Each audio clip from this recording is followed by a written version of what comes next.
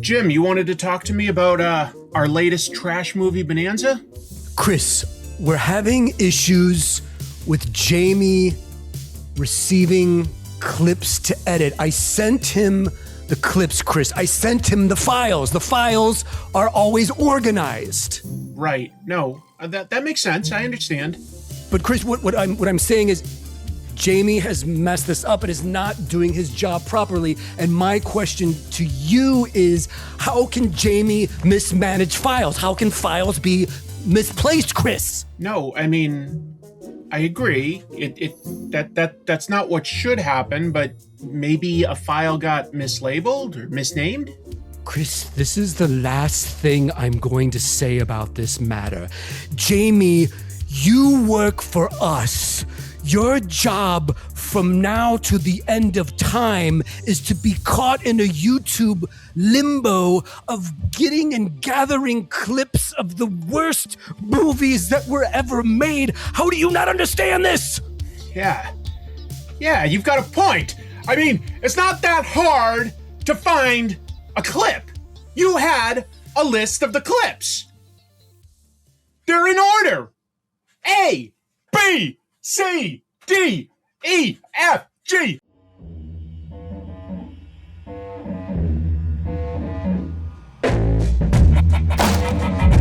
Trash Movie Bonanza with your hosts, Jim and Chris. Hello, folks. Welcome to Trash Movie Bonanza, a show where two friends talk about some schlock or underperforming cinema. And today I think we've got a winner that Jim chose. I'm one half of your hosts. I'm Chris. I'm also the host of Comic Tropes, but with me as always is... Guys, Jimmy Jams, artist, writer, man of the world, vampire, aficionado. You added aficionado. For a minute I worried there. Right. This one, I'm not an actual vampire, but this one's a doozy, guys. We're talking about the late 80s cult classic Vampire's Kiss. Great movie, actually. This is a movie that Nicolas Cage has said is his favorite performance. Yes. And I think once you're dialed in, I get it. But yeah, this is definitely the source of a lot of memes. If you've never seen the movie, you may have at least seen a meme from this movie. You've definitely seen a meme from this movie. What a performance. It's weird that it carried on onto this other life, man, of meme culture. And this is, to me, I'm kind of like, is this the beginning of Nic Cage being known as this guy that just takes huge swings and does these crazy performances? And because when you chop up all the bits of the crazy scenes of him in this movie, it does add up to just be this like powerhouse of ridiculous, over-the-top acting. It's unbelievable. I couldn't think of a more horrible job if I wanted to. And you have to do it. You have to, or I'll fire you. Do you understand? Yeah. I think we'll keep talking about it throughout this episode because it's the central thing. You know, it's a character piece. This is a character piece. In simplest terms, just to set out what we're going to be talking about, you know, a New York literary agent, end of the 80s, but still that yuppie culture. And he's losing his mind. We'll get into sort of like why and how and what the story's about, but that's what it's about. And Nicolas Cage goes for broke. I mean, it is just, I think a lot of people thought it was over the top. And I think in some ways it is, but I feel like the more you see it, the more it makes sense. Mm-hmm. Yeah. Do you know what I mean? I mean, dude, his performance is the movie. Yeah. Like if any other actor had been cast, this movie, we wouldn't be talking about it. The movie is the performance. And out of most movies we review on this show, I would strongly suggest to everyone, I would say actually watch this movie if you've never seen it before you watch this episode, because we're going to spoil the whole thing. But there's certain movies that we have covered, Chris, that I think are so trashy and stuff. You don't need to actually watch the movie. It's more fun maybe watching us clowns talk about the movie. This one, I strongly suggest definitely watch Vampire's Kiss, man. If you have not seen it, watch the movie. It's unbelievable. I agree with you, and it's not because the story has some big twist like The Sixth Sense or anything. It's just that it's something you should try to experience. By the way, it happens to be one of the movies that's free on YouTube, like officially, but it's free here on YouTube. So, if you haven't seen it, I think you should watch it. If it's not your thing, come back to us. But there's a lot to appreciate here.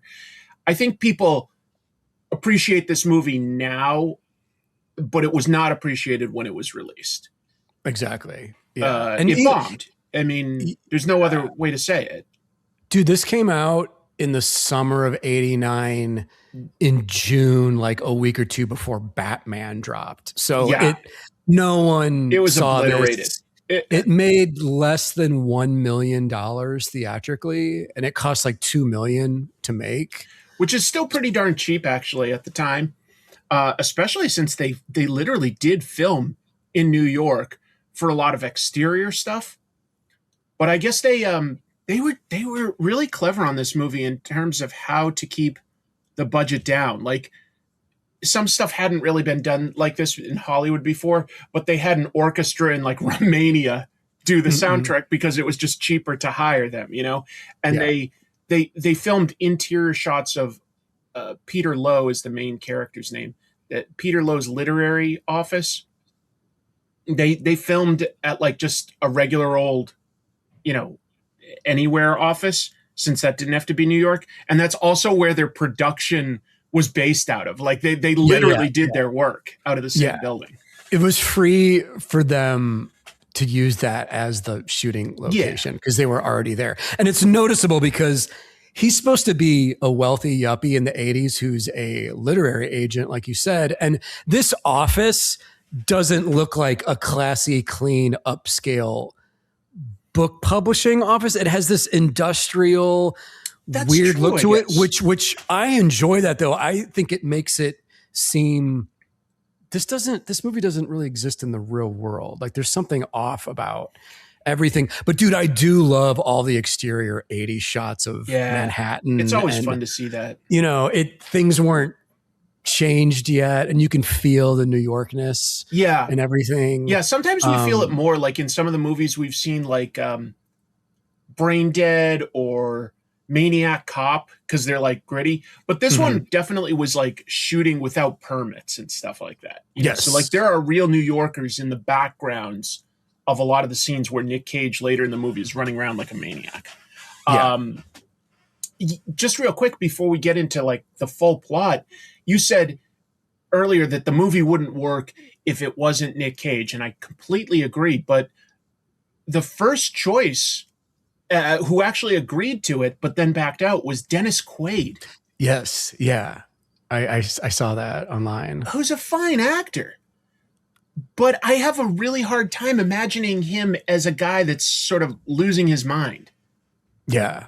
That's a completely different movie, man. I mean, like I said earlier, he's more like a stoic, heroic lead kind of guy. He's not a guy that's just going crazy. I don't know.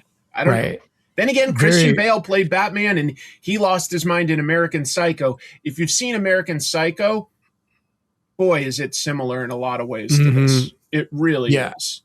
I'm almost 100% confident to say that Christian Bale definitely watched this movie before deciding on his performance of Patrick Bateman. This had to be an influence. And the similarities, man, of like this rich white New York yuppie in the 80s becoming unhinged. It doesn't take a genius to see the similarities. And it's funny, man, when I was young, like I saw this when I was in college and art school, and we were so dumb when we were younger, I guess, that there was no information about the movie. There was no internet. There was no finding things out. So a friend of mine just popped this on one night.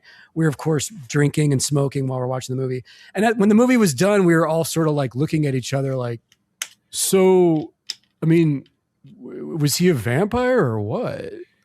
Like the question of Sure. how real is this? What's happening? And as an old man now, Chris, watching this movie several times over, to me, it's very, very clear what's happening in the movie. Yes. We'll get to that. I want your interpretation. But to me, it's like, this is very obvious what this movie's about. You know. Let's talk about it as we break down some of how the story starts, if that works. Oh, yeah. Yeah. We're introduced to this gentleman, Peter Lowe. For a minute, I was about to say Patrick because I was still thinking of American Psycho. Peter Lowe. It's all about him. And, you know, he's got work, and then he goes out to the clubs and has sort of like one night stands. And his life, and that's it. Like, his life doesn't have much. He doesn't really seem to have interests. He doesn't have connections with people. That isn't necessarily emphasized from the beginning, but these elements repeat. You know, we see that there's nothing else. There's work. There's going out at night. This is a tough movie to get behind at first because he's very unlikable in a lot of ways. You know? He torments his secretary. It's horrible, like what he does. Very misogynist. If you've ever seen, folks, the movie In the Company of Men, that's the same sort of idea. Like, you know, like these bosses being really abusive to their secretaries. You're the lowest on the totem pole here, Alva. The lowest. Do you realize that? Every other secretary who's been here longer than you, Alva. Every one. And even if there was someone here who was here just one day longer than you, I still wouldn't ask that person to partake in such a miserable job as long as you were around. Yeah. And also, Peter has no friends. We don't ever see him. Not a single one. With actual friends. We see him at the club a couple nights where he knows people. You can tell he has acquaintances. There's a scene later where these guys are talking about something and he's just kind of like not listening. And it's like, sure, whatever. But, right. You know, felt like work he's an empty vessel. He's an empty person. Yeah. And in fact, when we finally get towards the very end of the movie, I should have said, I knew there was a third thing. He sees a therapist regularly to sort of complain about things. And he does mention to his therapist towards the very end that, you know, he thinks he'd just be happy if he met someone. You're thinking, sure, let's see him go out in the jungle and try to find love. He'll come crawling back here in no time. I know it isn't easy, but I know it's possible. Hell, I see it around me every day. Do you know how horrible it is to see it around you every day? Do you know what kind of torture that is? I'll find it, goddammit. I'll find it for myself. So it's very much about male loneliness, but I think in 1989, when it came out, we just weren't conditioned to that idea. You know, we see a movie that has vampire in the title. It maybe has a vampire in it. And so we're like expecting something, right? We're expecting vampire action, but that's not really what it's about. Let's be clear. Because I agree with you. I don't think there's a vampire. I think it's a man losing his mind and looking for something. Completely. Yeah. The vampire is a metaphor for the loneliness and for, like, you could go as far as to say 80s yuppie culture of wanting to suck up and consume everything. Definitely. And taking possession of women and taking possession of being the boss at work. He controls his secretary, but he has nothing of substance. He is completely empty, shallow person. He's hilarious, and that's why it's funny as fuck, you guys. Exactly. So let's pause and just tell you guys, it is intentionally like a black comedy, I think, but it's really weird. Yes. But the reason we can get through him being unlikable and horrible to his secretary Alva is because he's hilarious. Yeah. He affects this accent. It's like a faux British transatlantic, but sometimes like it also wavers intentionally, I'm sure. Like it wavers depending on who he's in front of. He's got an affected accent.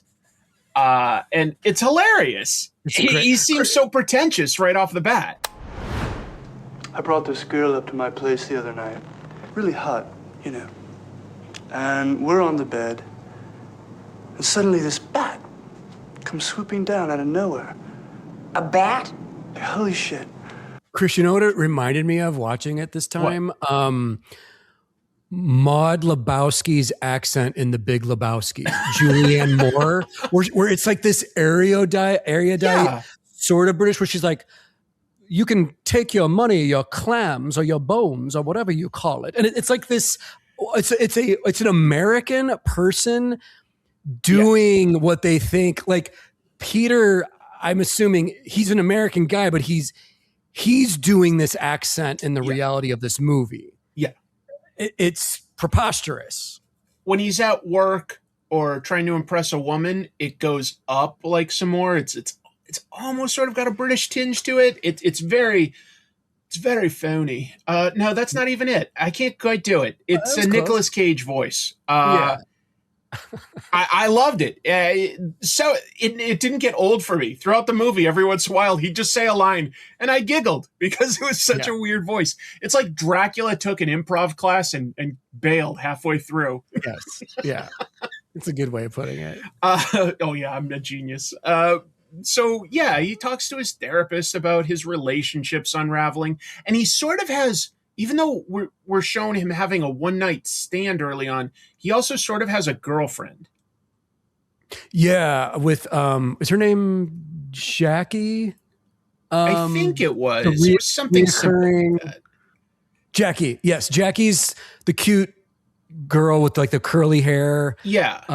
Who he strings along and plays like mind games with throughout the movie. They go to a gallery, an art gallery, and he just walks out without telling her anything. And then later, like, tries to meet up with her at a bar, but again, bails. It's horrible. Yeah. But in between all of this, he meets a woman at a club one night and... Oh, no, wait. You know what I should establish before I talk about the titular main girl? Rachel. The first girl that he brings home, just a one-night stand, it gets interrupted briefly by a bat flying through his window, like Batman. Yes. But he doesn't decide to fight crime. He decides to just get obsessed with the idea of a bat.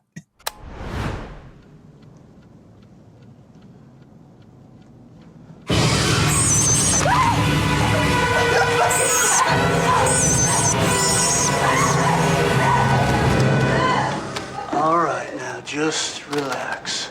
Weird alternate origin story for Batman. Right. Chris, before that, the very first scene where he's with, I had to go back this morning just to watch this. I wanted the consistency. Yeah. The very first girl, that is Jackie. That's the main it is girl. Yeah. So it's set up that he has this on again, off again thing with this cute girl, Jackie, the light-skinned black girl.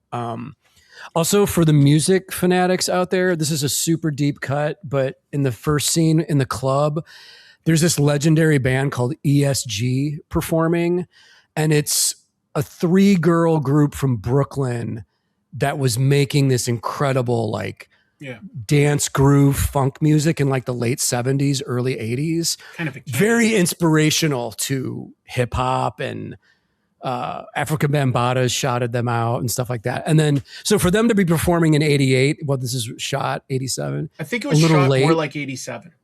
They held on to this movie for 18 months because they didn't know how to promote it. That's right. So anyway, didn't mean to derail us, but no, it's fine. It's a music deep cut for me, being like, wow, ESG's in this movie. Walking down the street. You see how I'm gonna see my baby. And then Nic Cage showing that he's this kind of ladies' man type guy. We're introduced to this nightlife version of him where he brings women home, and this girl is Jackie, like one of, I guess, the regulars in his stable. Maybe. I felt like he had just met her when he first takes her home, and then they tried to make something of it. But it kind of shows that he can convince a woman to go home, after drinking, and he's got money, but he can't. He's got no way to connect with them. He just can't. Yes. Yeah. He just can't do it. He's incapable of warmth and commitment and basically any human emotion that would display compassion and sympathy. Like something happened to him in his life. Like something happened to him when he was a kid or something. And I'm sure. Yeah. He's a very believable figure. We don't get informed that, but I agree with you. He feels three-dimensional, but he's just such a broken guy. And so like, that's basically our sort of first act, is getting introduced to him and Jackie, as you say, getting introduced to his therapy sessions, his work where he's hounding his secretary Alva to find a very obscure contract from like the 60s that was misfiled. So there's tons of documents to go through to find it. And that's played by Maria Conchita Alonso. I didn't see. Did you find that Heatherton contract? Well, I checked in the back files on the Heatherton and Rattlesnake Hills, like you said, but I couldn't find it. I guess I'm gonna have to look under their Spiegel files. Alva, I told you that I already checked those files. I already checked them. Sorry. Who I always remember from being in the Schwarzenegger movie. Which one was it? Was it? Oh, hold on. All of a sudden I'm blanking. I'll look it up real fast. It's not Commando. No. Was it Predator? No, it was The Running Man. It was The Running Man. Running Man, yes. He meets her at the mall. Yeah. Yeah. Whatever. Yeah. She's amazing. She's amazing in this movie. She's so good in this. Yeah. Just a complete opposite of what Nicolas Cage is doing. She's shy. She's quiet. She's reserved. And I felt so much empathy for her throughout this movie because he just treats her, well, beyond treating her terribly. It escalates. He hounds her. He chases her. He does horrible things. But she did a great performance. And I think that complete opposite really helps emphasize how wild he is. Yeah. Chris, can we, because I kind of interrupted you about the bat scene. I did want to say, like, when you watch the movie for the first time, the bat scene happens. And what this really is, though, my interpretation is this bat just randomly flies into Peter's apartment because his window's open one night when he brings this girl home. It's a random thing that happens. But in the grand scheme, when you're first watching it, you're like, oh, does he get bit by the bat? Is this a vampire? This is a real thing. And it's like, no, this is the thing that subliminally sticks in his brain for the rest of the movie, where he has this strange thing happen, a bat. Right. And then he later meets Rachel, and Rachel's one of the first girls that actually dominates him. Yes. And we'll save that for a minute. But I did want to talk about the bat scene because it's very strange. It's a very unexpected and the behind the scenes of this movie is pretty interesting too. Obviously, from the performance we're describing, you can probably guess Nic Cage is going method. He's trying to embody this character. One of those things behind the scenes was he kept arguing, like, it has to be a real bat. It has to be a real bat. And they're like, no, bats have like rabies and you can't control them. Like CG doesn't exist. And the producers were like really frustrated with him. He's like, it has to be a real bat. It has to be a real bat. And they were like, sorry, dude, there's no way. And it isn't. I think it looks fine. But like, no, that could not have been done back then. Yeah, yeah. But he was very difficult about a few things. And that was one of them. And they said, like, some of the producers are like, we were like really close to having one of the zookeepers at, like, say the Brooklyn Zoo come and educate him on why it's very difficult to try to have a real bat in this scene. Yeah. There's a great thing in that scene of there's like a Evil Dead POV from the bat. Yeah, that's for a true. hot second. Where it's like up on the ceiling and it's kind of like, oh, this is a Sam Raimi quick little shot in there. Yeah. I like the director. The director is Robert Bierman. And I like the way he shot this movie. I think it looks great. Interesting camera angles. Yeah. Great color.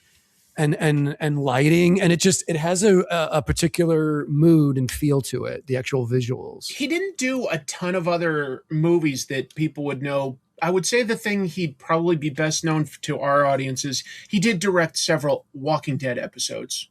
So, still working, Nice. But more in TV after this. More in TV. Oh, and dude, I forgot to mention, I forgot to write his name down, but the gentleman who wrote the Martin Scorsese movie After Hours. Yeah, Joseph Minion. That sounds right. He wrote this movie. But dude, I love the Scorsese movie After Hours. It's an obscure, it's a unique one. It's an obscure one, but I love that movie. And so like that was a huge hit. And then he was having like sort of like relationship problems, and he basically sort of holed away in a hotel for like a couple days to write this movie. But like he didn't really get to do much of anything else. Because this one bombed, and I think it kind of it's interesting that Nicolas Cage came out of this just fine, but the director and writer, it really did kind of derail their careers. Yeah, dude, it's fascinating that Nic Cage was not a star yet when he made this movie. No, so like. The scenes at the end of the movie when he's walking through the streets of New York, those are all shot guerrilla style. Yep. No one knows who he is. No one's really looking at him. But then Moonstruck would come out and he'd become a huge star. Like Moonstruck was the big one. Had he done Valley Girl? Had Valley Girl come out? I think so. Yes. Because that was young. I mean, he's only in his like early 20s when he shot this. Mid-20s. And he'd done a couple movies that his uncle Francis Ford Coppola had done. He'd like had small roles in some of his movies. Yeah. But yeah, you're right. It's amazing because Nic Cage has gone on to have what an amazing career. He's done so many cool things. And he makes choices, man. He makes choices. I love it though, because in interviews with him, I've heard him say like, every acting gig, he's trying to learn something new just to keep himself interested. Like he wants to explore the art. Like he is an actual artist and he's an eccentric guy, but you can tell everything he's doing is there's intention behind it. He has so much energy that even when he's doing like calm scenes at work, you feel like there's this energy ready to just explode out of him. Yeah. The end of the first act, he goes home with that girl, Rachel, from the club. Mm-hmm. Question mark, does he?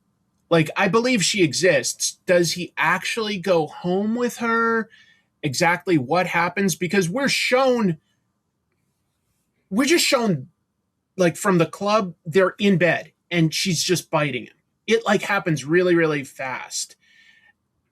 And then it's almost over, and she's portrayed as a vampire.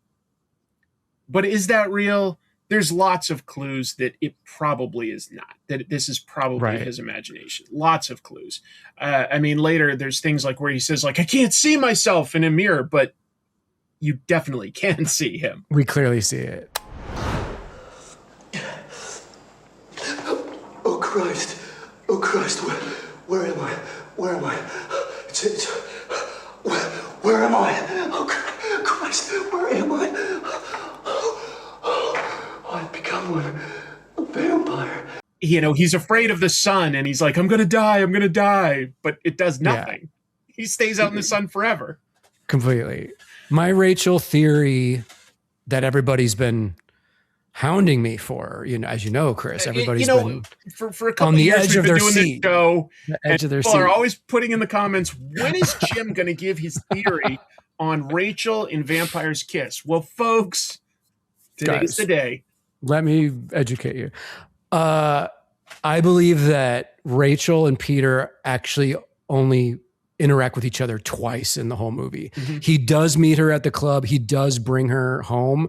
Mm. She doesn't have vampire fangs and she doesn't bite him and draw blood, but she maybe nibbles on his neck and dominates him sexually. And he hasn't really experienced that yet. He usually kicks the women out first thing in the morning. He tells the therapist that in the beginning of the movie. Right. Rachel's the first girl that leaves on her own accord, and he wakes up and is like, he makes her coffee and she's not there. It's very strange. Our first clue that she's not a vampire. This is like when he sort of loses his mind. Well, a glorious Sunday. How nice not to have to go into work. No comments on my coffee, please. If you don't like it, I'll send out. I do it all the time.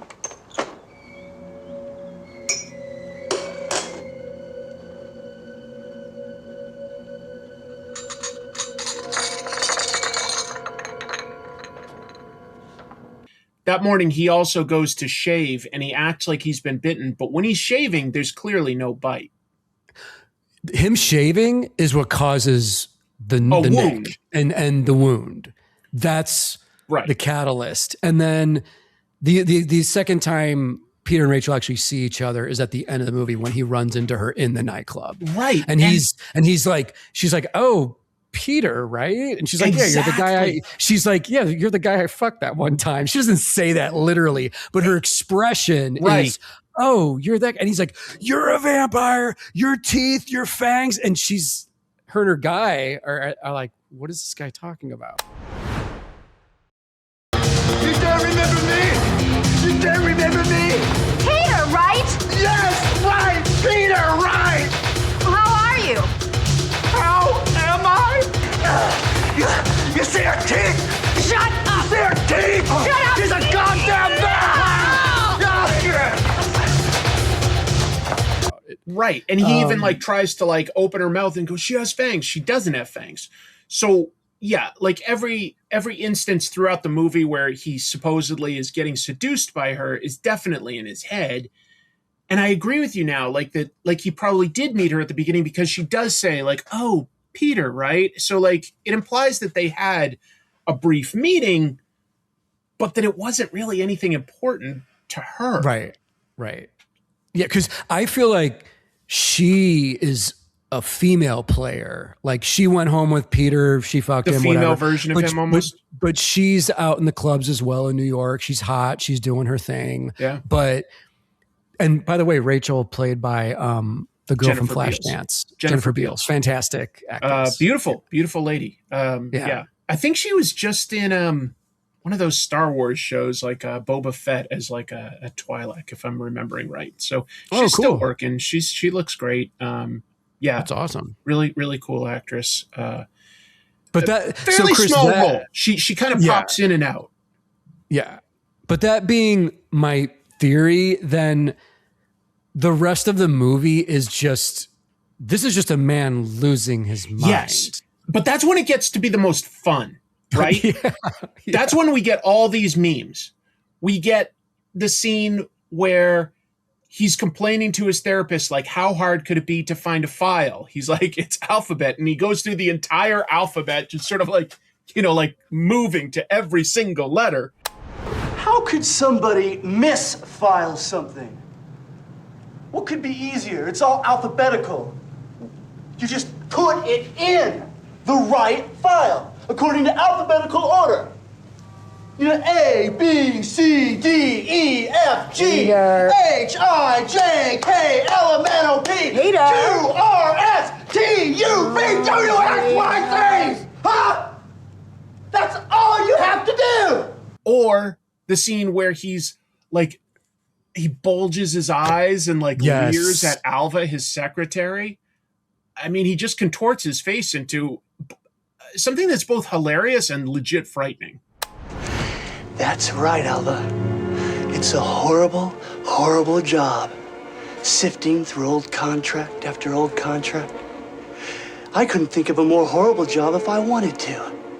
And you have to do it. You have to, or I'll fire you. Do you understand? Yeah. And so all that we already talked about the meme culture of it, but yeah, that scene of him with the files and the alphabet in his therapist's office, to me, is like one of the greatest scenes in cinema history. I loved it. Well, the first time you see it, you guys, it's like, this made it into the movie? Like they used this in the final movie? Wow. Okay. Supposedly he didn't get to do necessarily a whole lot of ad-libbing and improv type stuff. They kind of let him come up with a take, but so like that was probably Nicolas Cage's choice to like, go that big and everything. Oh, yeah. And they were cool with that. But it was also in the script that he was legit complaining about that thing.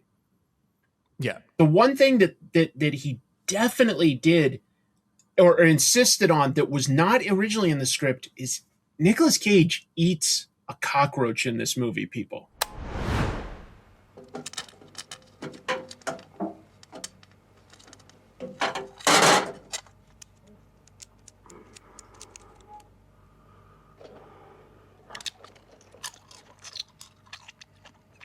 And that was originally just scripted as he would suck on a raw egg. Yeah, he'd like do some Rocky shit with raw eggs. Chris, and then they did 2 takes. So in the commentary of this, Nic Cage ate 2 real cockroaches. That's true.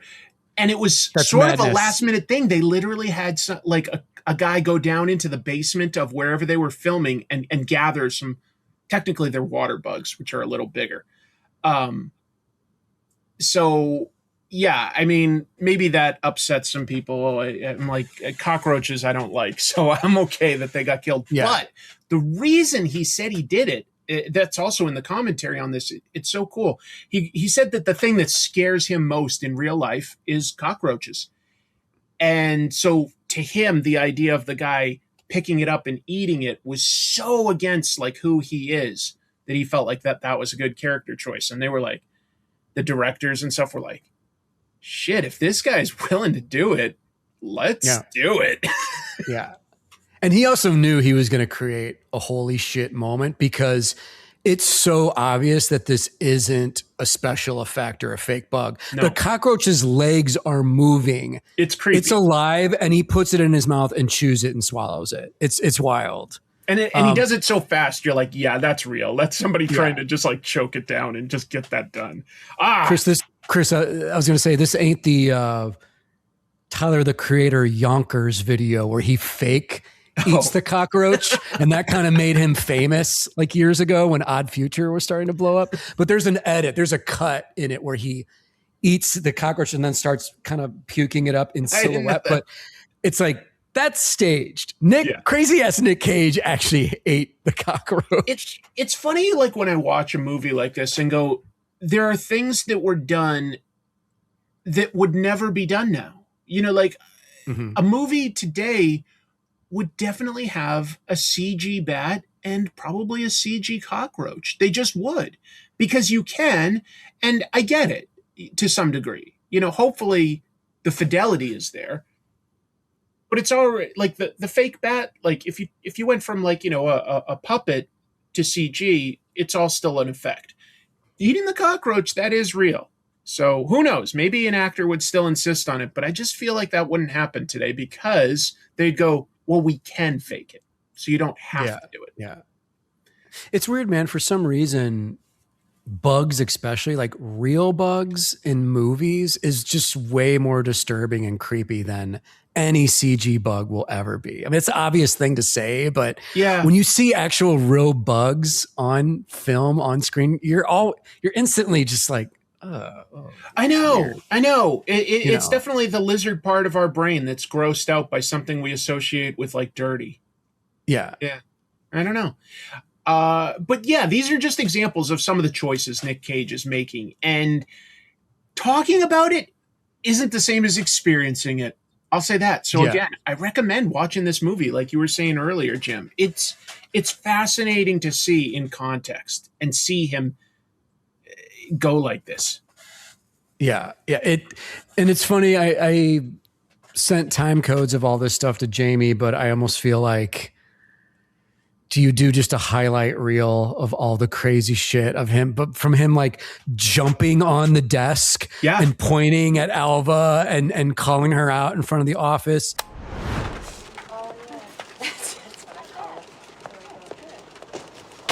There you are!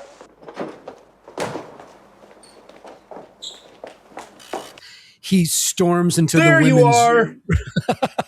because he's shouting for her. He's losing his mind at a certain point, and he just screams for her in his office. And she's trying to like basically hide because she does not want to get yelled at again by this asshole.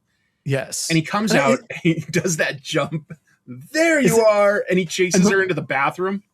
Yeah, and before that one, isn't his first freak out with her where he's in his office and he's just like, "Do you hear what I'm saying, Alva?" And like just points and is looking away, and not like the cigarette dangling, and he goes, "Oh do you my hear what God. I'm saying, Alva?" Mr. Heatherton is boiling mad. And he has implied that if he doesn't get that copy within the week, he will terminate his agreement with our agency and sign up with a more efficient one.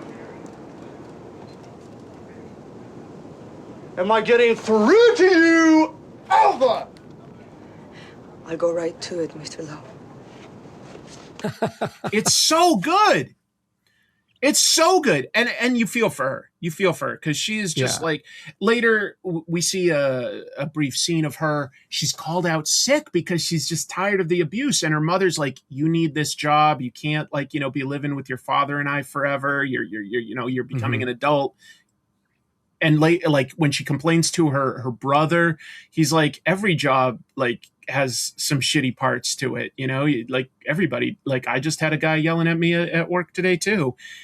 They don't understand that she's like, no, this goes to the next level. Oh yeah. Yeah. And like that kind of stuff today, like you would definitely get fired. Yes. This was probably the tail end of when you could still sort of have the boys club get away with something like that. He chases her into a bathroom, a ladies' room. Right. It's like, no question today. You're just, no. Oh my God. I don't need the details. I don't need to hear anything else. People saw you do it. You're gone. Yeah. I like that there's like the old lady of the office is in the bathroom, and afterwards she sees it all, and afterwards she just goes up to Alvin and is like, "Are you okay, honey?" And like that's it. That's the only she didn't stay there to like stop it and go like, "Get out of here, you." She's just like, never, and like leaves. There you are!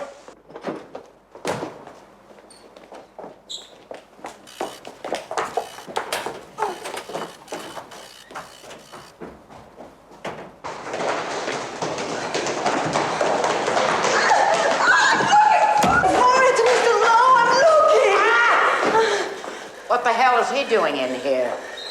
I have a gun. If you hurt me, I'm gonna use it. What the fuck is going on? I don't know. And then there's a scene with all the guys of the office in private joking around about all this, and you can tell, all of them are getting away with terrible behavior. Yeah, in the office, like the boss is like, "Was my name on the wall?" And what did it say? Nothing like a little office trauma to keep things interesting. The chase was my favorite part. Pete hurtling over those desks. Well, you weren't there for the grand finale. Hey, she asked me for a raise. Can you believe it? She actually does keep a gun in that little bag of hers. Get out of here. Not really. Well, she takes the subway into Pelham every night. I don't blame the kid. She asked me for a raise for getting chased into the ladies' room. Well, I think she deserves it, Sydney. You can take it out of Attila's paycheck. Fuck you. One question, Peter. Is my name written anywhere on the bathroom wall? And what did it say?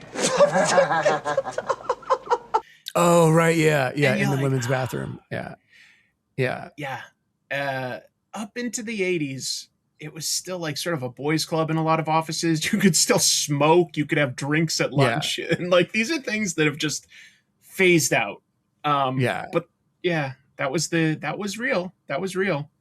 That scene of the guys laughing in the office together was very American Psycho. Like that's like one of Peter's only interactions with other men, other peers, and it's them being terrible. And like I said, he doesn't have any friends. He doesn't. That's where he can. That's the only way he can fit in. But these aren't guys that then go out and do something together. They don't have a poker game at home or something like that. So I don't know for sure, but I think the trigger that pushes him past sort of imagining he's a vampire to like really losing his mind is when he gets the rejection note from Jackie. Right. Even though he's treated her horrible and doesn't have much interest, she just takes the time to write a short note like, don't like leave me alone. Stay out of my life. Get out of my life. That was it. Yeah, get out of my life. Yeah. And when he sees that, he just trashes his apartment. And I feel like from that moment forward, it accelerates his downfall.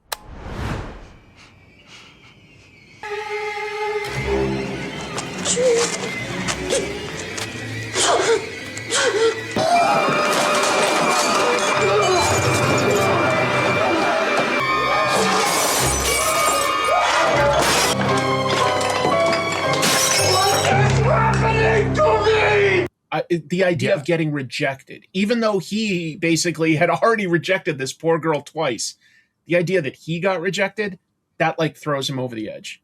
Yeah. And I think maybe Jackie represents his last hope of actually having a real romantic relationship and not just one night stands. And he's, I agree. Screwed with her so much. And also, Chris, the scene where they're in the art museum or the gallery, 80s fashion, she's like wearing this hat. I know. And the top of the hat's missing and her cute curly hair is like coming out. And when the first time you see it, you're like, what's that hat? 80s. Well, I don't know. 80s.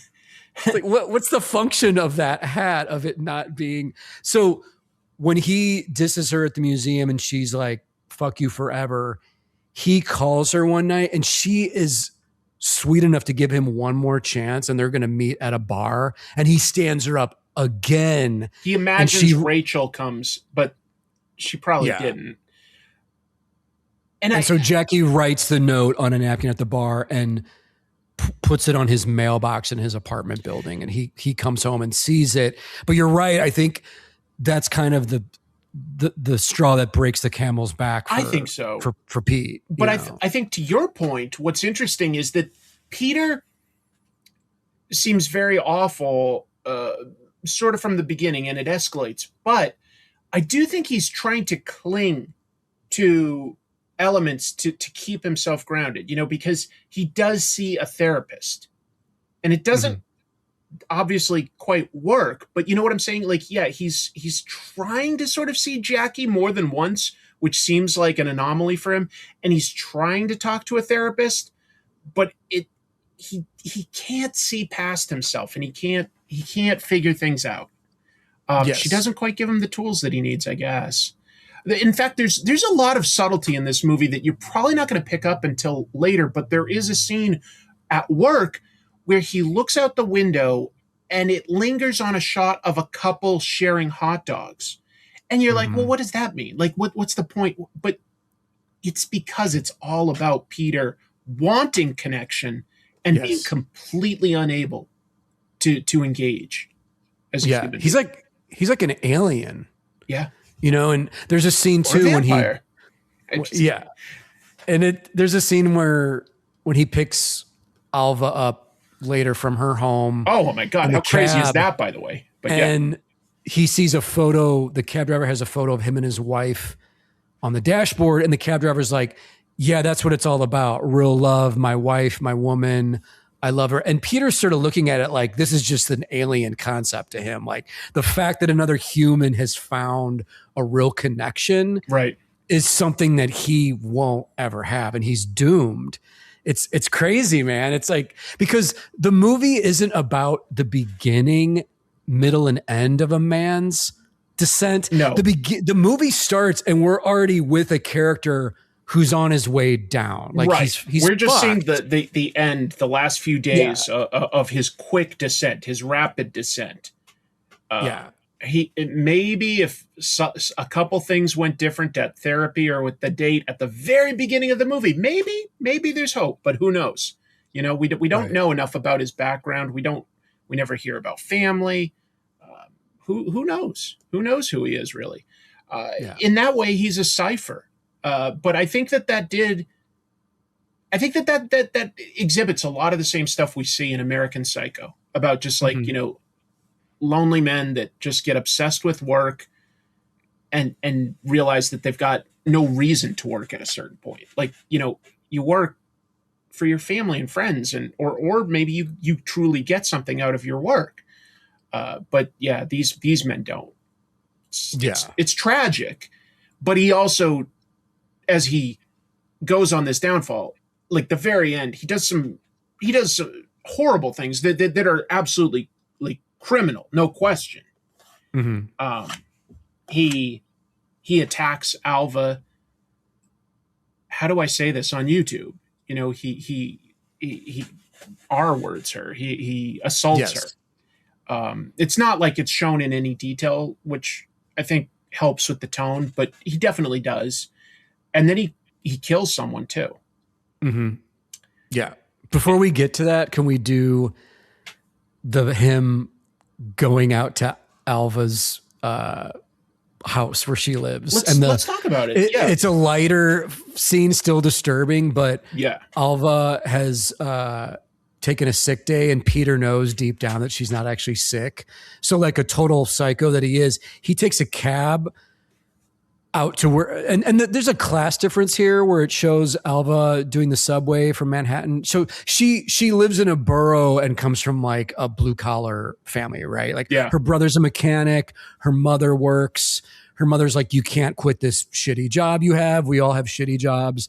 Good point.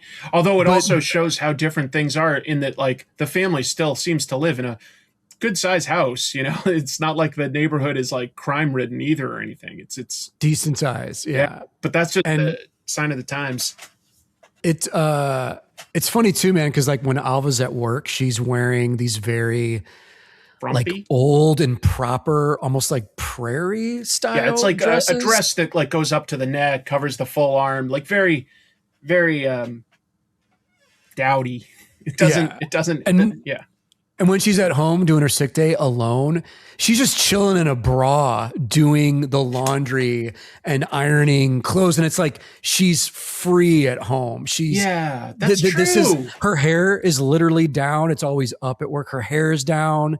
She looks great. She looks, sexy in a way. And Peter creeps up on her window, and she's so shocked and horrified to see him, but she's also just hanging out in her bra. So she covers up, but it's also like Peter's seeing the real Alva, and she's shocked by this. Like, oh, fuck, he only knows me as the demure, obedient girl with a dress up to her neck at work. Their relationship is fascinating. And he offers her a baggie of a packet of soup, because she's sick. Oh yeah, I came out here with some soup. He's pretending like he cares. Yes, and he sort of sweet talks her into going back to the office. But as soon as they're in the cab, he's like, "Now I think you need to stay late until you find this file." And by the way, we the audience have heard Peter Lowe on a phone call with the author, who said, "Hey, while I'd like to have it, it's not a priority. Take whatever time you need. I'm sure it's going to take ages to find this whole thing." There is absolutely no rush on that. I know it's an old contract. It's going to take some digging, and I'm sure you and your girls got better things to do, huh? Anyway, look, I'm in the middle of moving, so take your time. I'll give you a call when I'm all settled in, okay? Yeah, okay, Frank. So, how things with you? Life treating you well? Yeah, Frank. Ah, good. So, take care, old buddy. All right, bye-bye, Frank. Yeah, bye. Seems I didn't have to do a song and dance after all, Alba. As you could hear, I couldn't get a word in edgewise. Mr. Heatherton is boiling mad. But that's not what he tells Alva. He's constantly like, "You have to find this old contract." Yeah. And she does eventually just decide to get it over with by staying at work way past closing time, like late into the night. And she finds it, and he's just like, "It's too late. Yeah. You took too long." And that's when he finally attacks her. That's when he finally thinks he's a vampire. I finally found it. Well, it's just too late, Alva. Why is it too late? It's too late, Alva. It's not too late. Too late. Too late. It's not too late. It's too not too late. Too late. Too late. Too late. It's too late, Alva. It's all too late, Alva. Come here. Come here, Yeah. And for me, when he says it's too late, it's like he really means it's too late for him. Exactly. He's done. He can't be redeemed. He can't, like, his life is over. And he's not even Peter anymore. He just becomes this monster and ruthlessly attacks her, you know, and he does envision when Alva hits the ground, he does envision Rachel. Mm-hmm. Yeah. Another sign that he's imagining a lot of this. Oh, there's lots of clues to that. Actually, they come fast and furious at this point. I think it gets some ways a lot funnier because, like, for instance, he decides he wants to get a pair of vampire teeth now, right? Oh, yeah, this is great. And he goes to this, like, you know, older Chinese medicine store, and he's like, you know, do you have, like, you know, carved, you know, nice teeth? And they're like, yeah, you know, it's like $13.50 for this. And he's like, yeah, I want that. And he doesn't have the cash.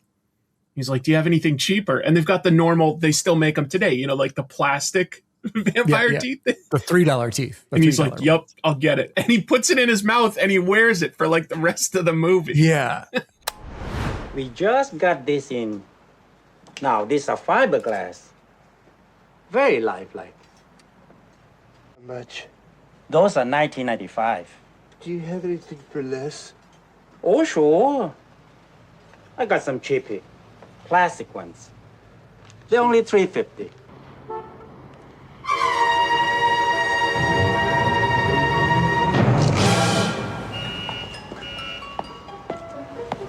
And he looks like a total idiot.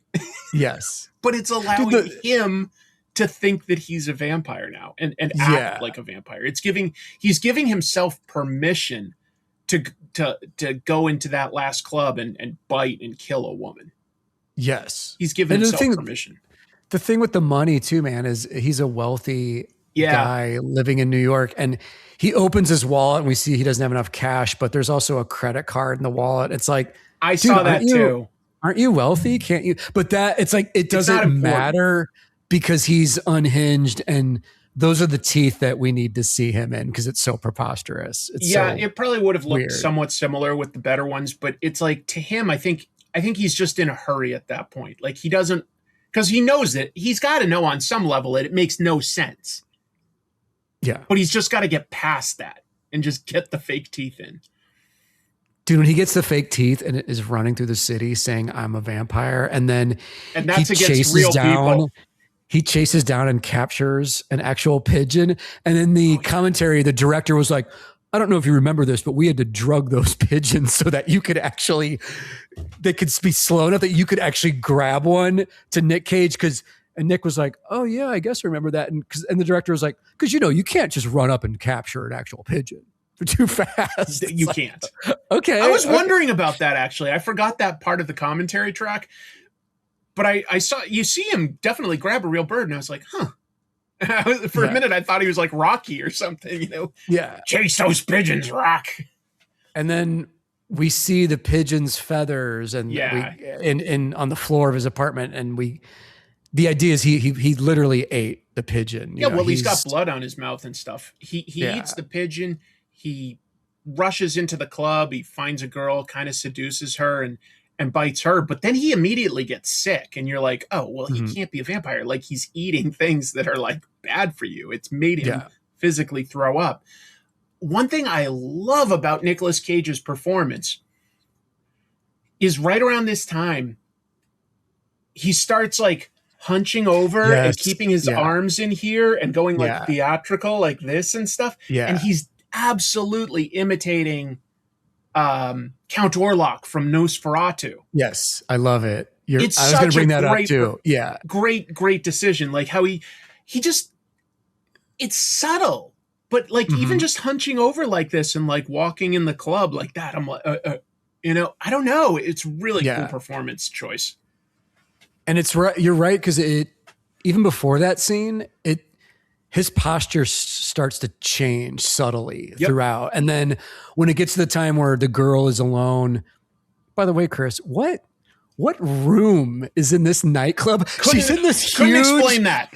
Huge, big, empty room alone with a drink, doing a little cocaine on her own. And it's like, what room is this in the club? He walks through a very crowded dance club And then all of a sudden there's this humongous room that's totally empty except for this one girl. And you're like, what room is that? I have not seen that. Like it's a restaurant in the back or something, but nobody's there. I don't know. Yeah. And I get it because it's like the loud music and she has to be alone so that no one sees him murder her. But it kind of takes you out of the scene for a minute when it gets to that moment of there's just a girl alone. I know it's a little hard to comprehend, but at the same time, I'm like, well, they could have, I guess, rejiggered it so that it was, in a bathroom or a VIP tiny lounge. Like it could have happened. It would still have happened, just like with slightly different setting. The set doesn't make 100% sense. I agree with you there because I was like, where are they? Where'd this just happen? Like. It's like there's no transition from like the dance club to this back room. We still hear the music, but we don't see the dance part. So it's like there's a disconnect there. It was probably a function of how they had to film for cheap and like they only had certain locations available. So you had to just sort of find ways to. Yeah. Hopefully it makes enough sense. Like people aren't thinking about it too much. Yeah. Yeah. So Peter actually murders someone. Yep. And as he's running out of the club, he runs into Rachel, who, like I said, like doesn't really for the a second time, and she briefly recognizes him, and it's but he's so far gone at this point that he runs out of the club, and it's daylight, like the sun's coming up, and his performance goes to another gear. It's like there's all these different sort of levels to his performance, but now he's completely pathetic. He's like this like like just he's acting like he's homeless and sick and he's like the sun I won't survive, but the sun does nothing. It keeps going up. He breaks off a plank from a nearby pallet and's like shouting at people like, kill me, I'm a vampire. It becomes a stake. It's sharpened on one end. But this is the great stuff of him actually just being in New York, and real New Yorkers are responding to him or not responding to him. Because I love, Chris, that in New York, a guy running down the street with dried blood on his face screaming, I'm a vampire. Some New Yorkers don't care. They see that every day. I could have broke up with me. I'm a vampire. Kill me. Kill me!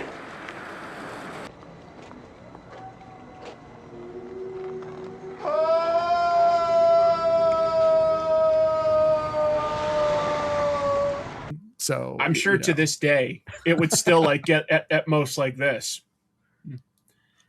Yeah. New Yorkers see everything. That is definitely the truth. Oh yeah. It is. I mean, when we go for like just something like New York Comic-Con, we also probably see some weird stuff at night and stuff. And you're just like, that's New York.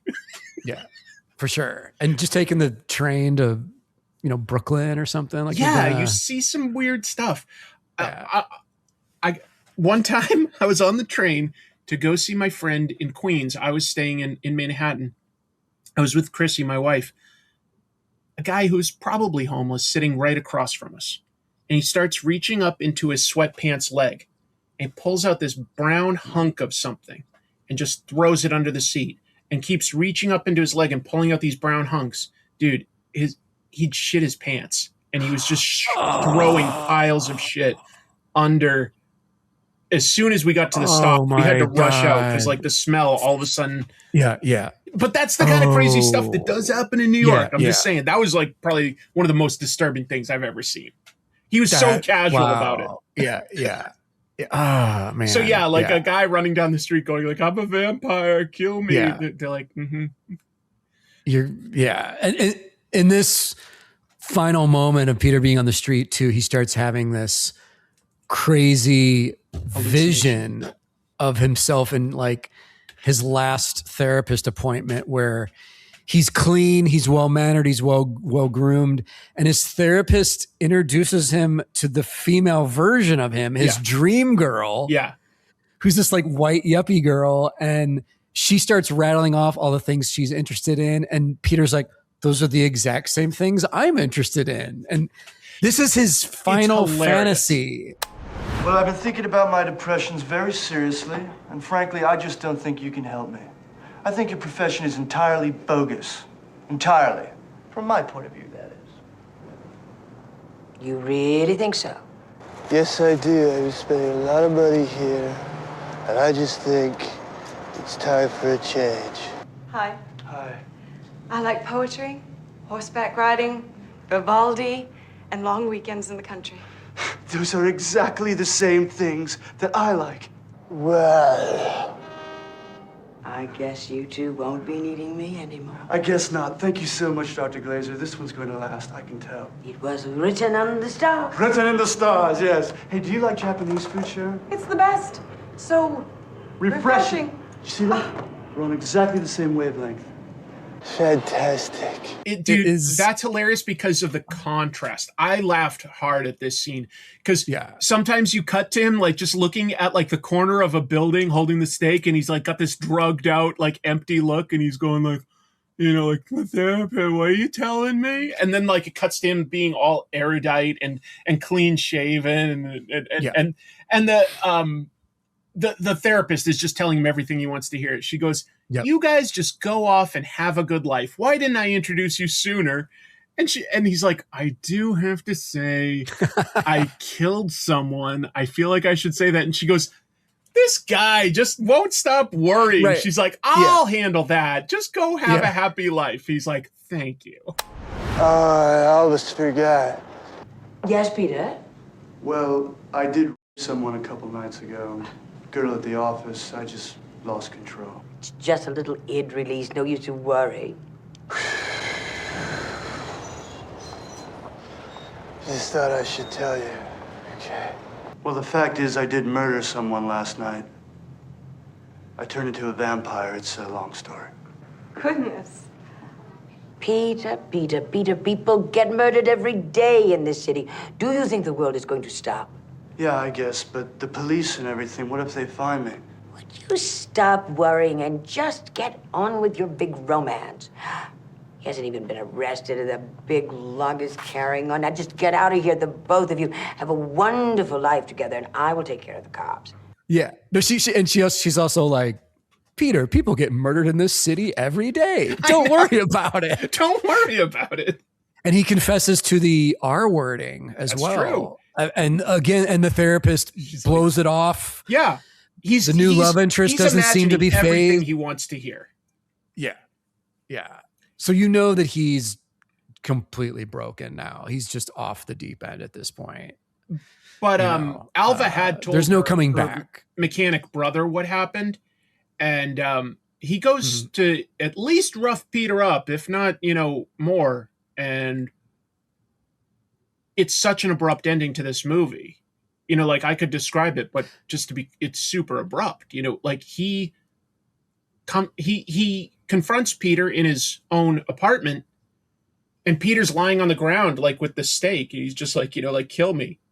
And the guy just like hits it, right? Yeah. It just ends. He just pushes it into the chest, and no vampire, no one is surviving a plank stake through their heart. No. So, but there's this is how much it's from Peter's point of view. Is the second that happens, the credits roll. It doesn't.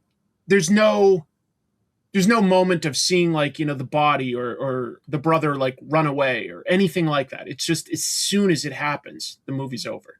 Mm-hmm. Very abrupt. Yeah, but it's abrupt in a very appropriate way. Yeah, I liked it. I like it a lot. It's all about the performance. Even like as we discuss the plot elements, it's not the same as experiencing what Nic Cage does. You got to see it, guys. It's interesting because when Emilio, after he delivers the death blow, the next shot, Emilio is out of the room, and it's Nic Cage, the camera sort of behind him, and we see like his hand fall to the ground, and he's officially dead. But Emilio definitely killed him, but it is interesting that it's like we don't even need Emilio in the final shot. This is Peter alone. Yeah. He's always been alone. And he's alone, right. And that's true. And this is sad and pathetic ending for this guy. And but he deserves it. We get one more shot of the New York skyline and the credits roll. Yeah. I loved it, man. Great choice for a movie. Unique movie, guys. And to me, it's not trash. It's just a very interesting cult movie. Exactly. Cult. Sure. And you know, it underperformed to say it nicely. I mean, it lost a lot of money. I guess at one point, so they had Dennis Quaid signed and he backed out to do Inner Space, which honestly, good. That was good choice. That's probably the right decision for him. That's a pretty funny Martin Short movie. So then they signed Nicolas Cage, but it was taking a really long time and he did back out. And then they went to, who's the main guy in The Breakfast Club and St. Oh, Judd Nelson. They went to Judd Nelson. That's right. Yeah. And Judd Nelson was like, yeah. And his manager said like $1 million. Obviously this is a $2 million movie. They just could not afford that. So they were like, no. And then they were like, well, maybe Nic Cage is still interested. And he was like, yeah, I even though I sort of walked away, he's like, I love this character. Like I want to play this role. Yeah. He had an idea, I guess, right from the beginning of how he wanted to do it. And so while I give all sorts of credit to the writer and director and the cast, it's kind of all about this performance more than anything else. To me. Yeah. It's the Nic Cage show, man. It's unbelievable. I get why you say it's his favorite performance, even though he's gotten like an Oscar for something like Leaving Las Vegas. And, you know, he's done big and he's done subtle. But he's done a lot of movies that I really love his performances in. I'd call out in more modern day, both Pig and Mandy are two movies that he made that I really love his performance in. I still haven't seen Pig. Mandy's incredible. Pig is interesting. But yeah, Mandy is like, I don't know if it's something we'd talk about on this show because I think it's just so good. But then I think this one's pretty good too.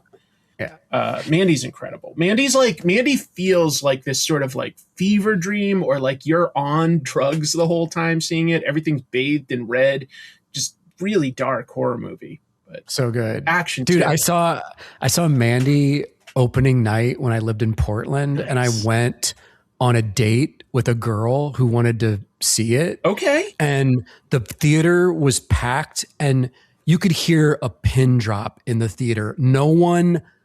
Everyone was just like in shock and awe watching the movie. Like, holy shit, this is incredible. But after the movie, the girl and we went to a bar to have a drink to talk about the movie, but she was like, I think I'm just we kind of cut the date short because she was like, I think I'm just going to go home and like watch cartoons to like wash the feeling of the movie. And I'm used to dark shit and crazy shit. Yeah. And even I was like, wow, I need to reflect on what just happened. So cool. And we saw each other again. It was all good. But I think she recommended the movie as a date, but I think she was kind of like, oh shit, this probably wasn't like a great date movie.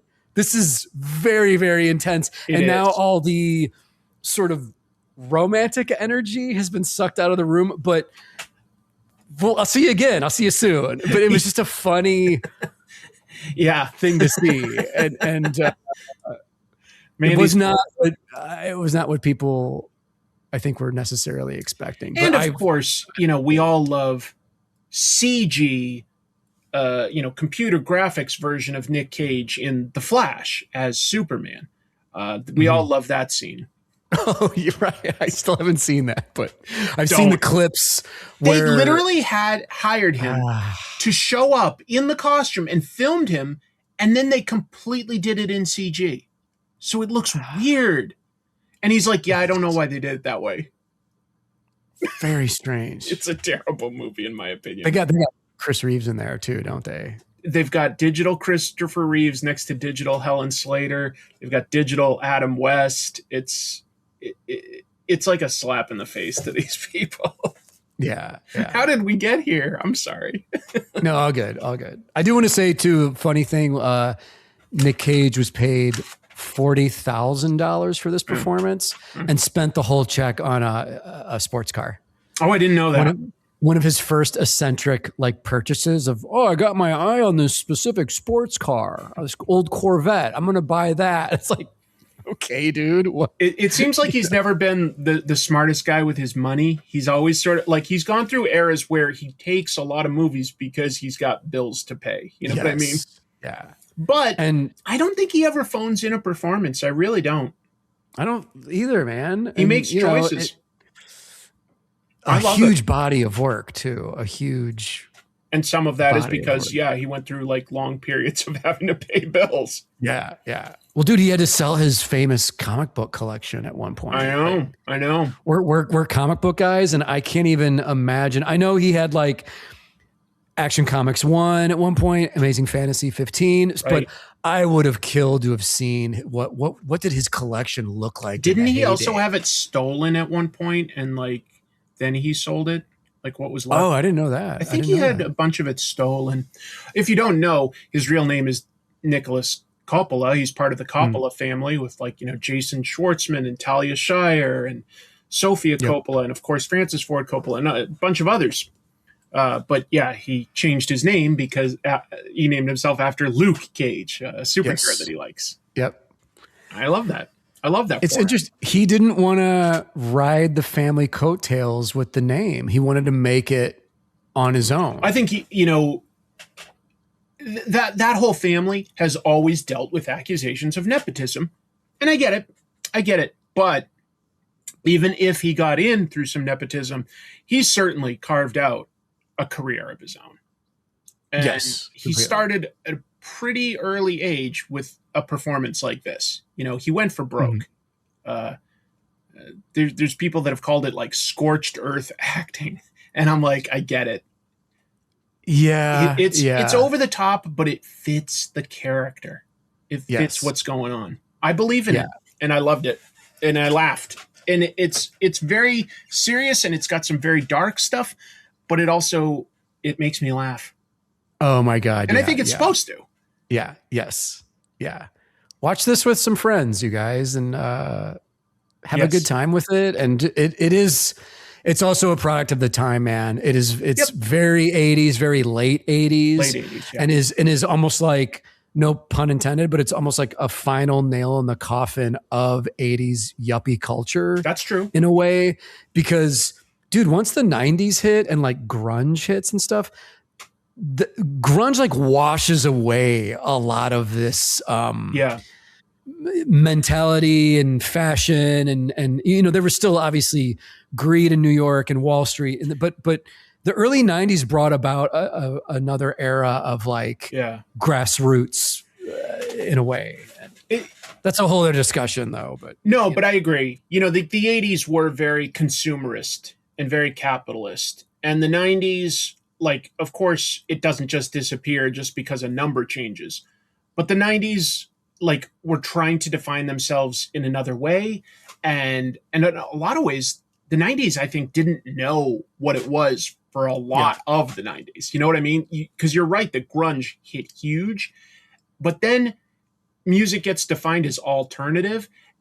And there's so many different things being tried throughout the 90s, like pop and ska and, various kinds of like, is it like old school hip hop or is it like gangsta style hip hop? Yeah. How much are we sampling? The music like would have stuff like, well, let's throw back to the 70s and have some like, oh God, it's wild. And the fashion is all over the place. They're like, the 90s, I look at as a decade that just tried a lot of different things and didn't quite know exactly how to define itself. And but this was the tail end of the 80s, and I like your description of it, like sort of putting a nail in its coffin. Thanks, man. Now that we talked about this, now I'm like, oh shit, we got to review like a quintessential 90s movie so we can talk about that. Could be fun. All of this kind of stuff a little bit more. That could be fun, dude. Both 80s and 90s to me are such specific eras, and they are. We grew up in it, and for me being a middle-aged guy now, time now doesn't seem as defined Mm-hmm. as it was in the 80s and 90s. Things were so much more specific to me. And now I just feel like we live in this nebulous world of like every day there's a new thing going on, or I can't describe it. I mean, we're basically about the same age. And so like, obviously I'm very much in line with that. Sometimes I think maybe it's when you get older, you don't have the same, milestones like graduating high school or college or certain early weddings, like where you can like go like, okay, when that happened, I was listening to this or I was watching that. You know what I mean? So maybe there's not as many milestones for us, but also it could be that now that everything is online, it's sort of like you can pull from anywhere at any time that you want. And so maybe That's it is true. less defined. Yeah. Like culturally. Yeah.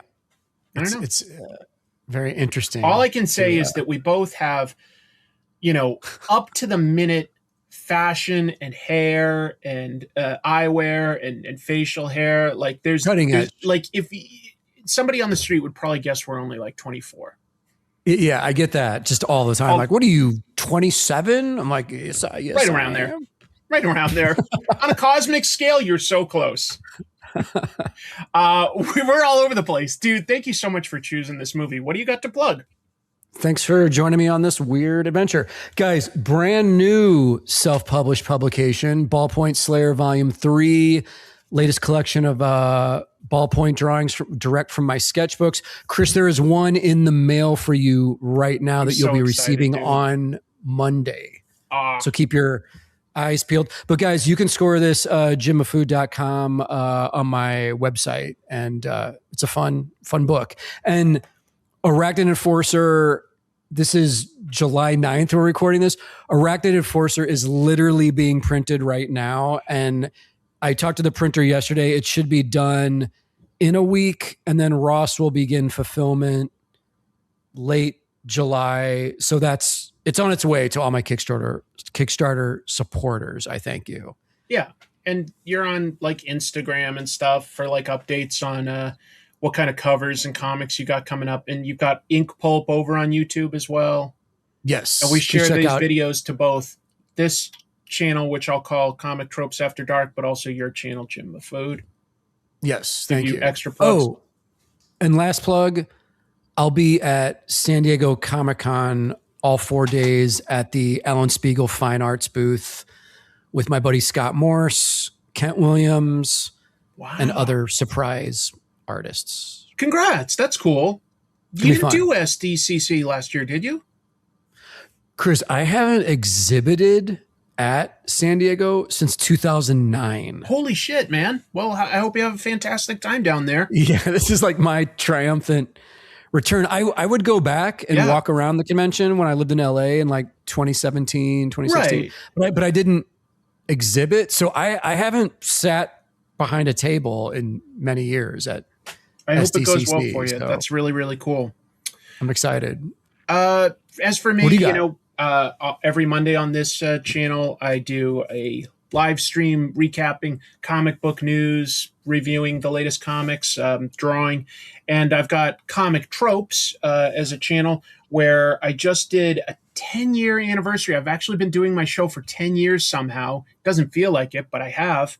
And Congrats, I did an episode about shark comics around the world. Yes. So like there's the Jaws manga, comics from Italy by Sergio Topi, Argentina, the UK, Hookjaw. Like it's very niche. That's a very niche episode, but I made it because that's just something I like. And I was like, you know what? For my anniversary, instead of trying to like rope in all sorts of weird cameos and stuff, I'm going to just talk about something I like. So yes. I'm going to That's the way to do it. That Sergio Topi artwork, I wasn't aware of that book, and I'm a huge Topi fan, and shit, man, I need to track that one down. It's amazing. Good luck. Yeah, that probably isn't the hardest to find. Some of the others that I mentioned a little harder, but yeah, the story's called Squalo, which is Italian for shark. But yeah, Topi is a genius. We were so lucky. I mean, he's basically a fine artist, and comics were so lucky to get him for any amount of time at all. Yeah. Oh yeah. Yeah. Yeah. I've got most of his art books. That's They're so cool. unbelievable. They're unbelievable.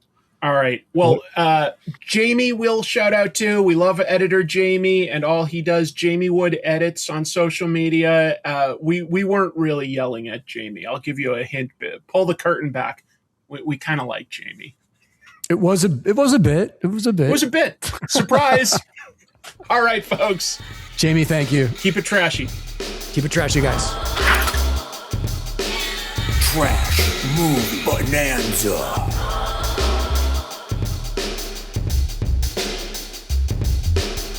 Like and subscribe. Thank you.